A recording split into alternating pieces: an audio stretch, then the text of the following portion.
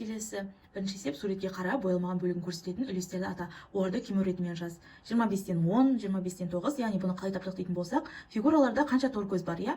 Барлығында 25 тор көзден бар, олардың боялмағанын клеткаларын біз санап шықтық. Сонда өсу ретімен жазған, кему ретімен жазу барысында мынадай бізде осылай шықты: 25-тен 10, 25-тен 9, 25-тен 7, 25-тен 6, 25-тен 4, 25-тен 3. Номер 3А. Бірінші пойыз 6 сағат жол жүрді. Бұл барлық жүретін жолға кететін уақыттың жартысы. Жартысы бұл 2-ден 1 бөлігі. Шешуі 6 көбейту 2 бөлі 1 тең 12. Барлық жүретін жолға кететін уақыт 12 сағатқа тең. Келесі екінші пойыз 6 сағат жол жүрді. Бұл барлық жүретін жолға кететін уақыттың 4-тен 1 бөлігі. Уақыттың 4-тен 1 6 сағат, барлығы қанша сағат? Шешуі 6 көбейту 4 бөлі 1 тең 21. Барлық жүретін жолға кететін уақыт 24 сағатқа тең. Уақыттың 10-нан 1 6 сағат, барлығы қанша сағат? Шешуі 6 көбейту 10 бөлі 1 тең 60. Барлығы жүретін жолға кететін уақыт 60 сағатқа тең. Төртінші есеп, пойыз барлығы 36 сағат жол жүруі қажет. Егер ол жолға кететін уақыттың 4-тен 1 бөлігін жүріп өткен болса, онда пойыз жолда қанша сағат болды? Шартын осылай бірінші жазып аламын. Шешуі 36 бөлі 4 көбейту 1 тең 9. Жауабы пойыз жолда 9 сағат болды. Барлығы 36 сағат жүріп өтті, 4-тен 1 бөлігін, қалды қанша сағат?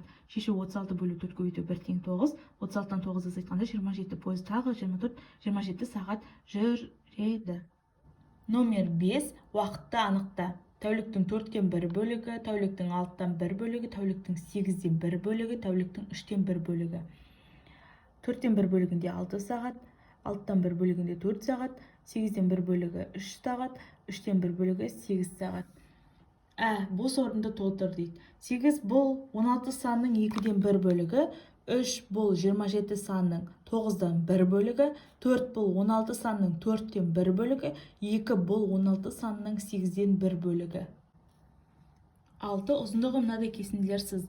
20 сантиметрдің 5-тен 1 бөлігі. Бұл 4 сантиметр. Бізде 4 сантиметр қылып сыздық. 18 сантиметрдің 3-тен 1 бөлігі. Ол 6 сантиметр өлшеп сыздық. Келесі соңғысы 12 сантиметрдің жартысы бұл 2-ден 1 бөлігі, яғни 6 сантиметр.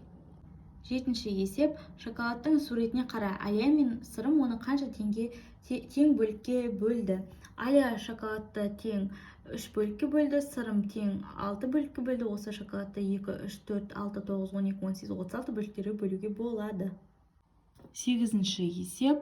Есепте бізде 4 өрнек берілген. 60 минус 7 көбейту 6, 60-тан 42 азайтқанда 18, 32 бөлі 4 қосу 15, тең 8 қосу 15, тең 23, 234 қосу 36 бөлі 9 қосу 26, 264-ке тең 200 азайту 48 бөлі 6 плюс 330 тең 200 минус 6 қосу 330 тең 522-ге тең.